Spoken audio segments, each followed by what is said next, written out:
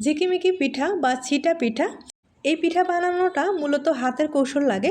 তবে আমি অনেকবার ট্রাই করেছি, আমি হাতের কৌশলে কিন্তু এই পিঠাটা তৈরি করতে পারিনি।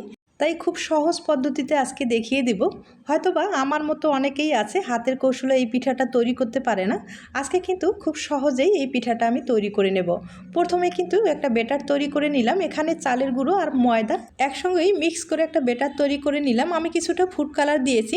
আর ব্যাটার আমি নর্মাল প্লাস্টিকের ব্যাগে এভাবে ভরিয়ে নিলাম। ফ্রাই প্যানে হালকা করে তেল লাগিয়ে ব্যাটারটা আমি এভাবে দিয়ে দিলাম। তবে প্লাস্টিকের মুখটা একবারে চিকন করে কেটে নিয়ে এভাবে কিন্তু দিয়ে দিতে পারেন। আর গরম অবস্থায় ভাঁজ করে নিয়ে নিতে হবে। একইভাবে যে ফুড কালার দিয়েছি এগুলো কিন্তু একটু দেখিয়ে দিচ্ছি। তবে ছোট ভিডিও কিন্তু বোঝার একটু সমস্যা হয়ে যায়। বড় ভিডিও আপলোড করা আছে, আপনারা চাইলেই কিন্তু দেখে আসতে পারেন। পিঠাগুলো আমি রোদ্রে শুকিয়ে নিয়েছি আর এভাবে তেলে ভেজে আপনাদের দেখিয়ে দিচ্ছি। মিষ্টিটা পছন্দ করলে চিনির শিরা অথবা গুড়ের শিরা তৈরি করে খেতে পারেন।